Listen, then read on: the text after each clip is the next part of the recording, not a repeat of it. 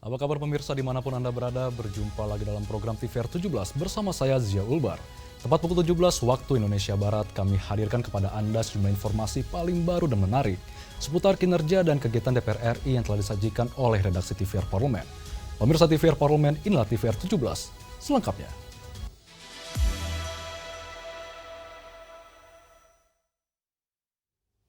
Pemirsa, anggota Komisi 9 DPR RI Nuroji menyampaikan menurunnya industri tekstil di Indonesia disebabkan oleh ketidakefisienan proses produksi dan tidak kondusifnya ekosistem investasi yang kerap terganggu oleh peraturan daerah atau kesepakatan warga lokal.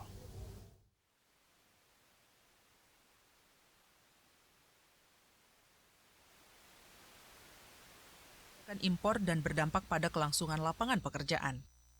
Ditemui pada rapat kerja Komisi 9 DPR RI dengan Menteri Ketenagakerjaan, anggota Komisi 9 DPR RI Nuroji menyampaikan, menurunnya industri tekstil di Indonesia disebabkan oleh ketidakefisienan proses produksi dan tidak kondusifnya ekosistem investasi yang kerap terganggu oleh peraturan daerah atau kesepakatan warga lokal. Ia menyayangkan tidak adanya pembatasan impor produk tekstil baik yang baru maupun bekas dengan harga yang lebih murah dan kualitas yang lebih baik, sehingga para pembeli lebih tertarik dengan produk impor tersebut dan meninggalkan produk lokal. 30.000 itu udah cakep baju itu. Nah itu yang menyebabkan kebangkrutan industri tekstil kita. Kalau beli jaket kayak gini bisa dapat 25.000, kenapa harus beli di toko yang produk yang mahal bisa 150.000 atau bahkan 700.000. Nah artinya nggak sinkron antara kebijakan import, larangan import barang-barang yang tertentu ya, barang-barang bekas tertentu dengan kebijakan industri kita. Ini satu. Lebih lanjut, Nuroji mendorong pemerintah daerah dapat membenahi ekosistem investasi Indonesia dan menghapuskan biaya seperti setoran ke ormas di daerah yang menurunkan minat investasi untuk membuka lapangan kerja. Ferdian dan Helmi, TVR Parlemen, melaporkan. Anggota Komisi 3 DPR RI Sarifudin Suding menyoroti pentingnya pembinaan masyarakat pesisir terutama para nelayan yang kerap dimanfaatkan oleh sindikat narkoba internasional untuk mengedarkan melalui laut. Anggota Komisi 3 DPR RI Sarifudin Suding meminta Badan Narkotika Nasional meningkatkan upaya pencegahan penyelundupan narkoba melalui jalur laut. Hal ini disampaikan dalam rapat kerja Komisi 3 DPR RI dengan Kepala BNN menyusul masih maraknya penyelundupan narkoba yang memanfaatkan masyarakat pesisir sebagai perantara. Suding menyoroti pentingnya pembinaan masyarakat pesisir, terutama para nelayan yang kerap dimanfaatkan oleh sindikat narkoba internasional untuk mengedarkan melalui laut. Modusnya, para pelaku menggunakan kapal-kapal kecil yang sulit diidentifikasi.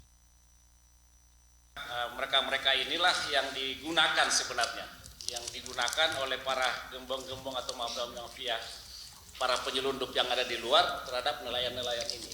Dengan kapal-kapal kecil, terlepas apakah itu nelayan ataukah memang menggunakan kapal nelayan, walau-walam ya kita nggak tahu. Tapi yang jelasnya itu diidentifikasi bahwa kapal-kapal kecil yang mengambil barang-barang itu di tengah-tengah laut.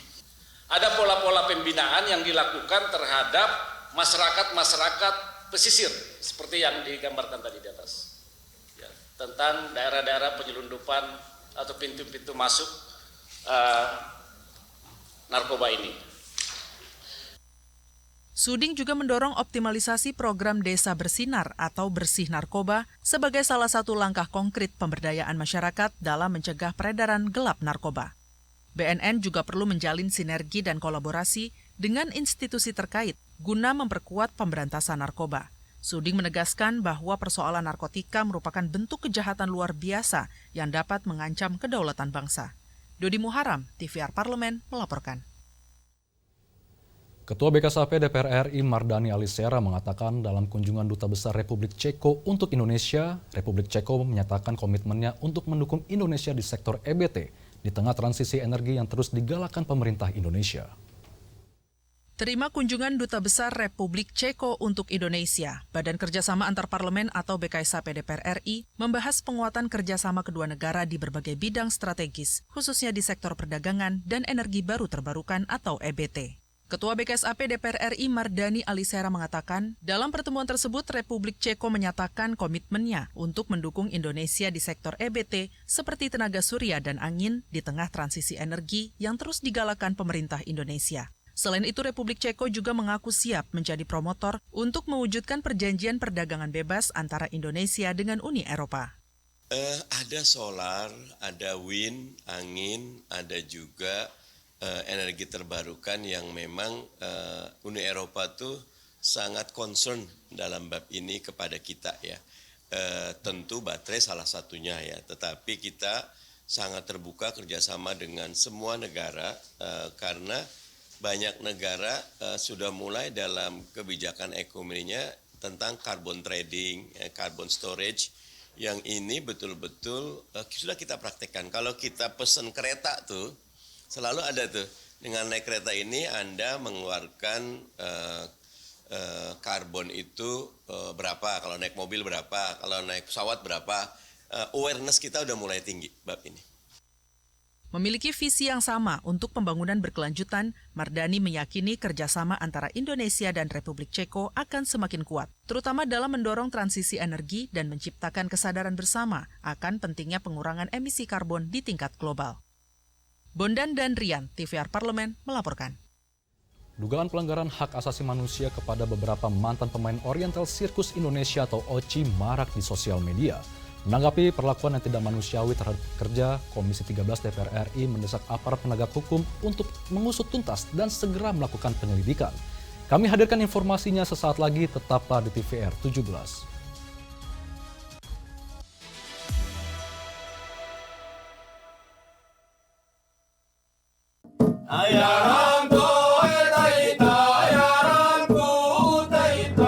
Segala hal ada di luar sana. Lalui rintangan, terus bergerak, maju menembus batas. Jelajahi dan buktikan. Marilah kita memasuki acara ketiga rapat paripurna Dewan hari ini, yaitu pembicaraan tingkat 2 pengambilan keputusan atas rancangan undang-undang tentang perubahan kedua. Halo pemirsa TVR Parlemen, saat ini saya sedang berada di Desa Wairebo. Ketika aspirasi rakyat didengar, kami hadir sebagai media referensi Indonesia. Bapak Ibu ini kan orang-orang pintar setaunya saya di Kemendikbud. Hakim yang memutuskan vonis bebas mereka sakit semua. Kalau memang ada yang terlibat, langsung pecat Pak, langsung beri sanksi.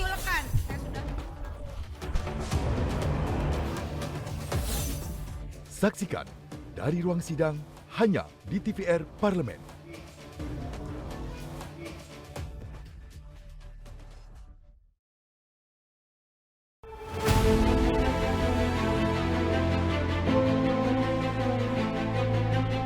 Masih ada penumpukan di gudang Bulog, bahkan itu didominasi oleh impor tahun lalu. Saya juga nggak tahu ini, kenapa alasan mereka waktu itu CBP dipenuhi untuk impor.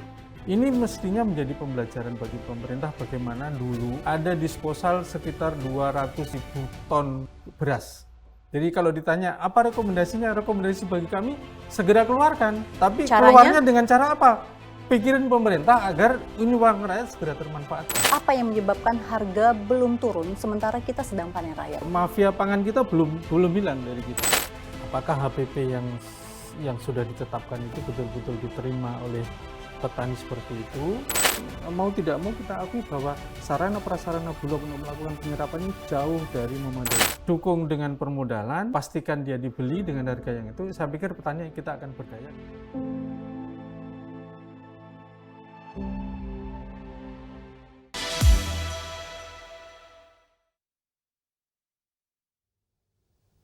Anda kembali di TVR 17. Pemirsa, pada 27 April lalu, korban tindak kekerasan dan eksploitasi sirkus OCI mendatangi DPR RI untuk meminta penyelidikan terhadap OCI yang sempat dihentikan pada tahun 1999 untuk dibuka kembali. Pihak yang diadukan harus mempertanggungjawabkan secara hukum apabila terdapat unsur pidana dalam bentuk pelanggaran HAM berat. Simak liputan mendalam yang telah disajikan oleh tim redaksi TVR Parlemen dalam segmen Lensa Parlemen berikut ini.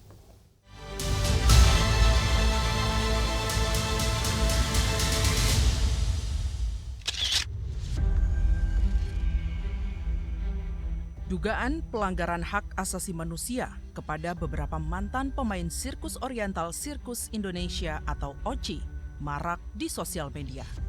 Di bawah pengelolaan OCI dan Taman Safari Indonesia, sejumlah mantan karyawan mengalami tindak kekerasan dan eksploitasi hingga tidak mendapatkan perawatan saat kecelakaan kerja.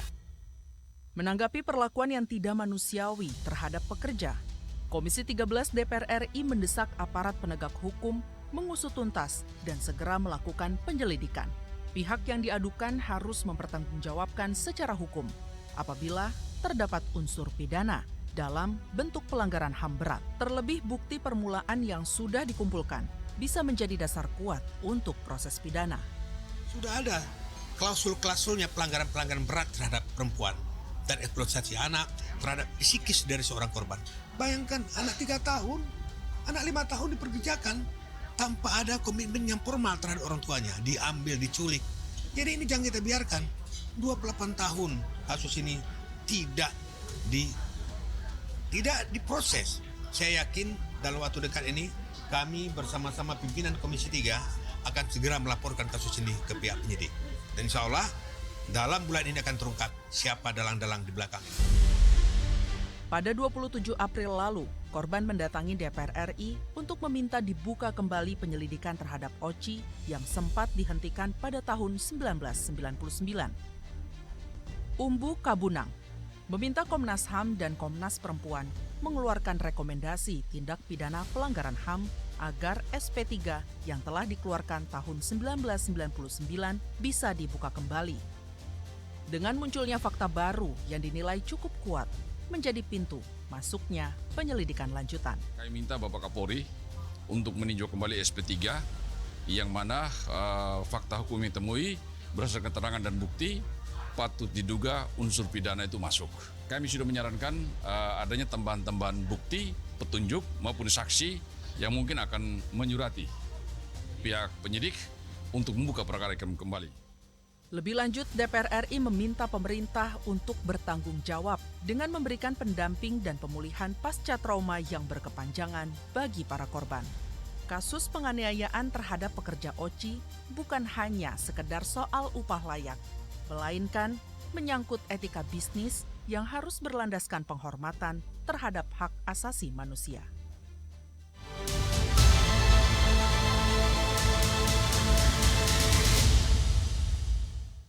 Rencana pemindahan aparatur sipil negara ke ibu kota Nusantara kembali mengalami penundaan, meski sebelumnya digadang-gadang akan dimulai tahun ini.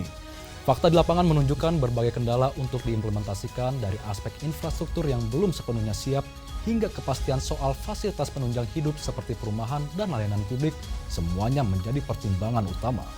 Kami hadirkan informasinya sesaat lagi, tetaplah di TVR 17.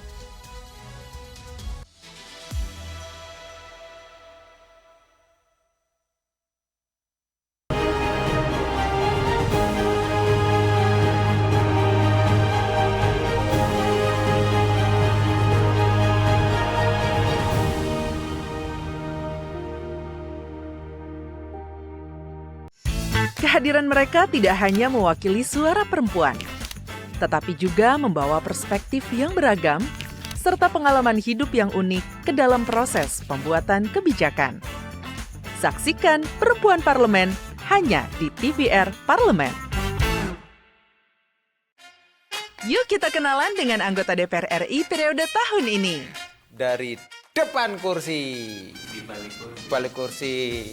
Gini, di balik kursi. Aku ingin menjadi sesuatu yang mungkin bisa kau rindu. Acap kahiji, rukun sakabehna. Gitulah pokok nama. Semakin penasaran kan bagaimana kiprah karir politiknya? Hanya di TVR Parlemen.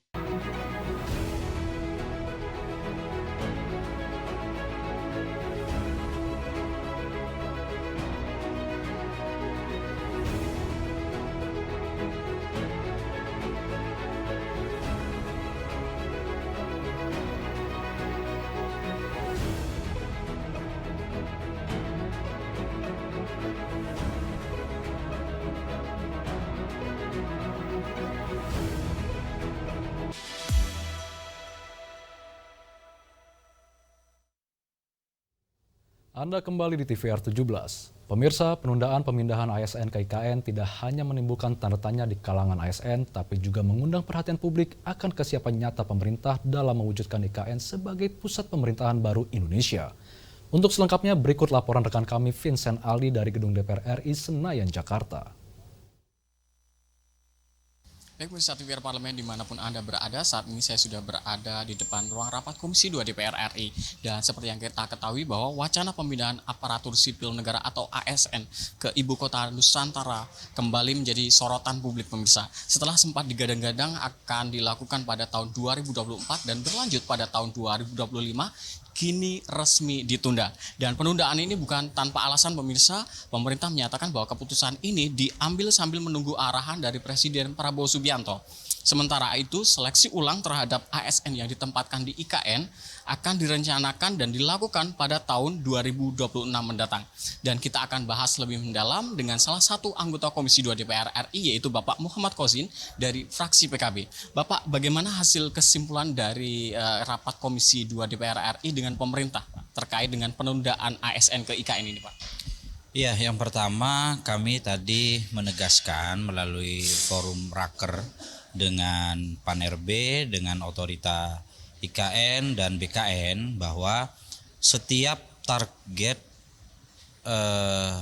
secara waktu itu harus dipertimbangkan secara presisi dan terukur. Tidak boleh lagi ada kemudian target yang ambisius, terkesan tergesa-gesa, kemudian selalu meleset. Jadi target itu sebelum dimunculkan harus dilakukan kalkulasi secara matang agar kemudian hal-hal yang terjadi yang sebelumnya meleset sekian kali untuk tahap pemindahan ke IKN itu tidak terjadi lagi. Jadi harus dipertimbangkan secara matang itu satu hal, tapi juga harus terukur hal-hal yang lain. Pak, apa sebenarnya yang menjadi kendala penundaan ini, Pak? Alasan pemerintah seperti apa sih, Pak, sebenarnya? Tadi kita fokus terkait dengan proses pemindahan aparatur sipil ya, ASN-nya, bahwa itu akan dilakukan bertahap sesuai dengan basic need secara kepegawaian. Jadi ada tenaga-tenaga yang nanti awal akan pindah di IKN itu sudah dilakukan clustering oleh Menpan-RB dan BKN dimulai tadi sesuai dengan yang disampaikan di forum raker sekitar bulan Juni. Itu tahap awal sudah akan dilakukan proses pemindahan. Pak, apakah ini nantinya berdampak terhadap keberlanjutan dari pembangunan IKN dan juga nasib ribuan ASN yang sudah dijadwalkan untuk pindah ke IKN, Pak?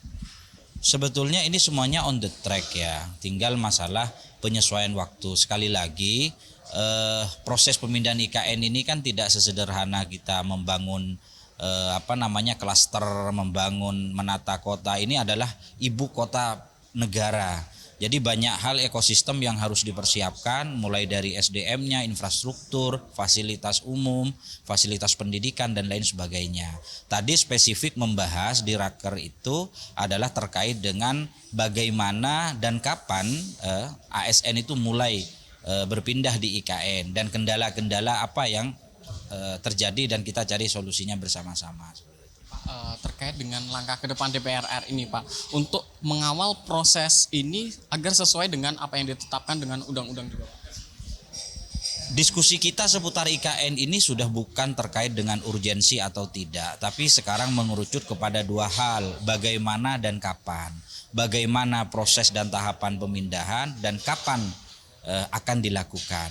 Jadi sekali lagi kita pemerintah dan legislatif itu sepakat mengawal bersama-sama agar proses wujudnya IKN sebagai ibu kota negara ini segera bisa terrealisasi, tapi tentunya dengan ruang fiskal kita yang juga terbatas, ya kita harus mengkaji ini dengan kehati-hatian betul seperti itu. Siap, terima kasih banyak Bapak atas kesediaan dan waktunya. Selamat bertugas kembali, Pak. Baik pemirsa, demikianlah wawancara saya dengan salah satu anggota Komisi 2 DPR RI yaitu Bapak Muhammad Kozin. Terima kasih atas perhatian Anda dan saya kembalikan ke rekan saya di studio. Selanjutnya pemirsa, apa saja yang menjadi sorotan di media online nasional pada hari ini? Usai jeda, tetaplah di TVR 17.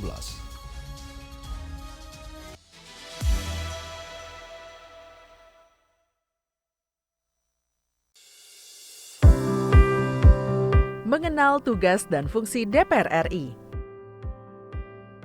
Dewan Perwakilan Rakyat atau DPR adalah lembaga negara yang mewakili aspirasi rakyat. Kehadiran DPR RI merupakan salah satu bukti bahwa Indonesia merupakan negara demokrasi. Sebagai salah satu lembaga perwakilan rakyat, apa saja tugas dan fungsi yang diemban DPR RI?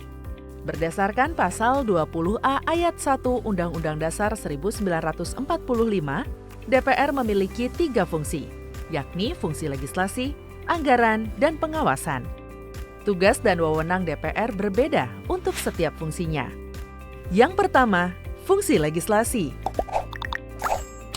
Menyusun program legislasi nasional atau prolegnas, menyusun dan membahas rancangan undang-undang, menerima rancangan undang-undang yang diajukan oleh DPD, membahas rancangan undang-undang yang diusulkan oleh Presiden ataupun DPD, menetapkan undang-undang bersama dengan Presiden, menyetujui atau tidak menyetujui peraturan pemerintah pengganti undang-undang yang diajukan oleh Presiden untuk ditetapkan menjadi undang-undang. Yang kedua, fungsi anggaran. Memberikan persetujuan atas rancangan undang-undang tentang APBN yang diajukan oleh Presiden. Memberikan persetujuan terhadap pemindahantanganan aset negara maupun terhadap perjanjian yang berdampak luas bagi kehidupan rakyat yang terkait dengan beban keuangan negara. Menindaklanjuti hasil pemeriksaan atas pengelolaan dan tanggung jawab keuangan negara yang disampaikan oleh BPK. Memperhatikan pertimbangan DPD atas rancangan undang-undang tentang APBN dan rancangan undang-undang terkait pajak, pendidikan, dan agama. Yang ketiga, fungsi pengawasan. Fungsi pengawasan, DPR bertugas melakukan pengawasan terhadap pelaksanaan undang-undang APBN dan kebijakan pemerintah, serta membahas dan menindaklanjuti hasil pengawasan yang disampaikan oleh DPD. Demikian penjelasan tentang tugas dan fungsi DPR menurut undang-undang. Informasi ini dipersembahkan oleh TV dan Radio Parlemen, Biro Pemberitaan Parlemen, dan Sekretariat Jenderal DPR RI.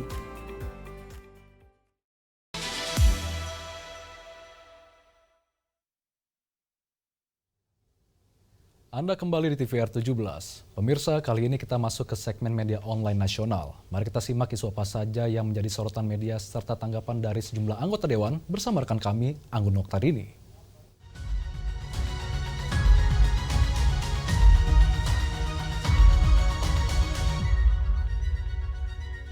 Baik, terima kasih rekan Zia dan halo apa kabar pemirsa. Berjumpa lagi dalam pembahasan headline di media online di sore hari ini. Ini kita mendapat beberapa informasi dari beberapa media.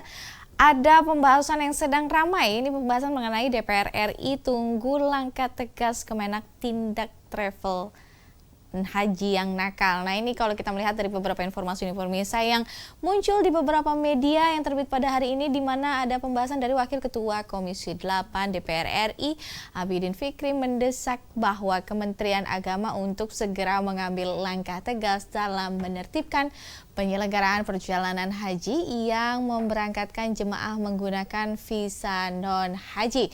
Nah, ini desakan tersebut disampaikan untuk menyikapi maraknya laporan terkait calon jemaah haji yang diberangkatkan ke Arab Saudi tidak dengan visa haji resmi, melainkan visa lain seperti visa ziarah ataupun visa umroh.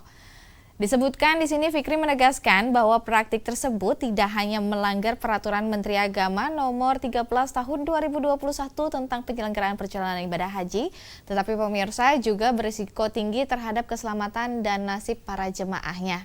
Selain itu, disebutkan bahwa Fikri juga meminta Kemenak untuk meningkatkan sosialisasi kepada masyarakat tentang pentingnya menggunakan travel resmi yang terdaftar di Kementerian Agama dan juga memastikan penggunaan visa haji resmi ini. Baik pemirsa, kita akan beralih ke berita selanjutnya yang membahas mengenai DPR siap jadi tuan rumah Conference PUIC ke-19.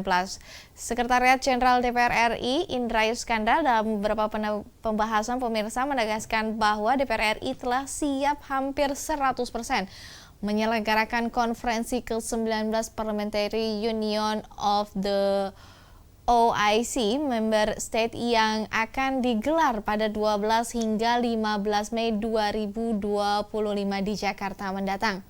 Ini di sini Indra Iskandar pun menyampaikan bahwa seluruh aspek teknis dan juga substansi acara telah dipersiapkan dengan matang, termasuk koordinasi lintas instansi demi memastikan kelancaran acara berskala internasional ini.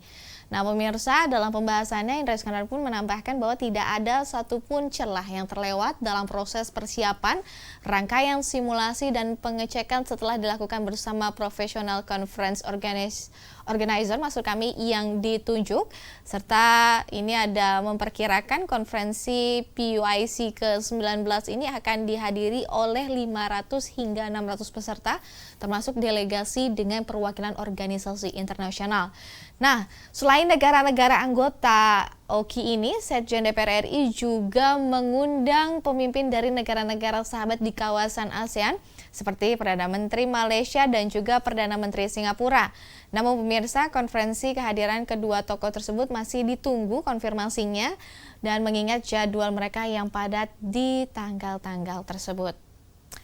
Baik pemirsa, itulah tadi headline di media online pada hari ini, di mana DPR RI tunggu langkah tegas Kemenak dan juga pembahasan mengenai DPR RI siap jadi tuan rumah konferensi PUIC ke-19. Saya Angga Nektarini, kembali ke rekan Zia.